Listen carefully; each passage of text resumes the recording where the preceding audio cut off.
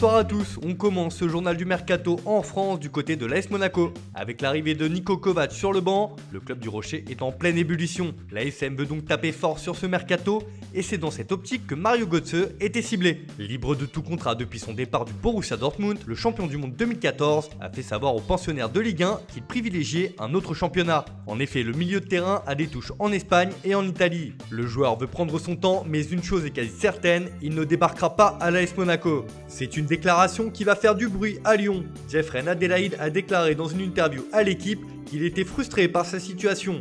Le milieu de terrain est même ouvert à un départ de l'OL comme il l'a expliqué. Je ne vois pas forcément mon avenir proche à Lyon. Ma progression est arrêtée depuis un moment et il faut qu'on trouve une solution. J'ai besoin d'avancer. Les prochaines semaines s'annoncent agitées à l'OL. On reste en Ligue 1 pour notre premier focus du jour sur le Paris Saint-Germain. Avec de nombreux départs cet été, le club de la capitale cherche à se renforcer. Et c'est notamment en défense où il faut combler le vide laissé par Thiago Silva qui s'est engagé libre avec Chelsea. Leonardo, le directeur sportif du club, aurait donc dans son viseur Milan Skriniar de l'Inter. Les représentants du club et ceux du joueur seraient actuellement en pourparlers en vue d'une potentielle signature.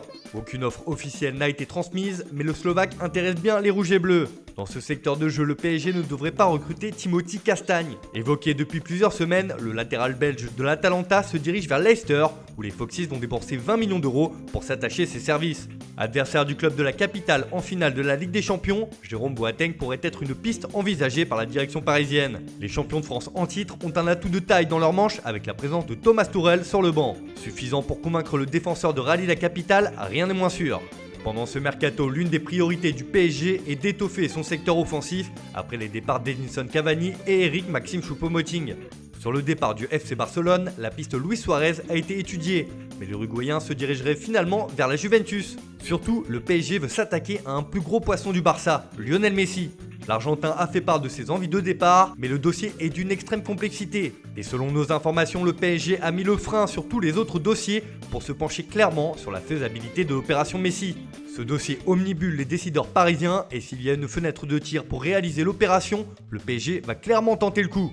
Neymar et Di Maria font une course assidue au sextuple Ballon d'Or pour l'attirer à Paris. Si Messi s'engage au PSG, le mercato parisien en sera forcément impacté et les postes prioritaires ciblés ne pourront pas forcément être renforcés. Cela n'empêche pas pour autant Leonardo de travailler sur d'autres dossiers en attaque. Le Brésilien ne serait pas insensible à la situation de Memphis Depay qui arrive en fin de contrat en 2021 avec l'Olympique lyonnais.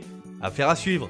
Le PSG est au moins fixé pour une chose sur ce mercato. Neymar ne partira pas. Le Brésilien a annoncé dans une interview qu'il comptait rester à Paris cette saison et qu'il voulait retourner en finale de la Ligue des Champions pour remporter cette compétition avec les Rouges et Bleus. Dans le sens des départs, Alphonse Areola ne sait pas encore de quoi son avenir sera fait. Prêté cette année au Real Madrid, le gardien français ne devrait pas rester au PSG.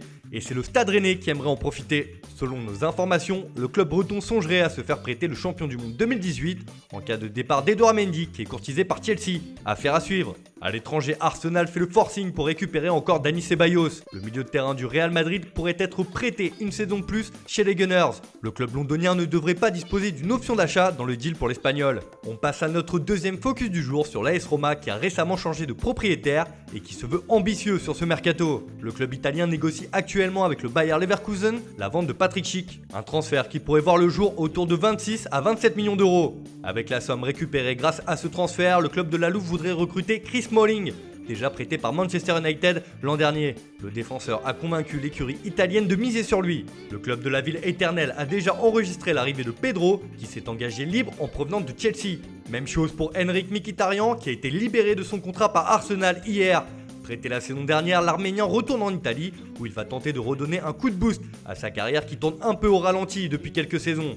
Mais c'est aussi dans le sens des départs que le mercato de la Roma s'agite. Maxime Gonalon, qui n'a jamais vraiment convaincu dans la capitale italienne, s'est déjà engagé pour 3 ans à Grenade, mais la vague de départ n'est pas terminée. En effet, les Galliorossi ont trouvé un accord avec l'Inter pour le transfert d'Alexander Kolarov. Le Serbe devrait s'engager pour 1 ou 2 saisons avec les Nerazzurri contre un chèque de 2 millions d'euros. La Roma pourrait aussi perdre Edin Dzeko qui est dans le viseur de la Juventus en cas de départ de Gonzalo Higuain. Le Bosnien aurait d'ailleurs donné son accord pour rejoindre la vieille dame. Les champions de Serie A devront payer 10 millions d'euros plus 2 en bonus pour l'attaquant. Et le lifting pourrait bien se poursuivre avec un gros échange avec le Napoli.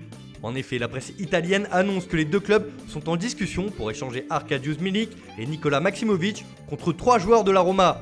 Cengiz Under, Jordan Veretout et Alessio Riccardi. De quoi mettre tout le monde d'accord. Enfin, c'est officiel, le Séville FC a annoncé le retour d'Ivan Rakitic.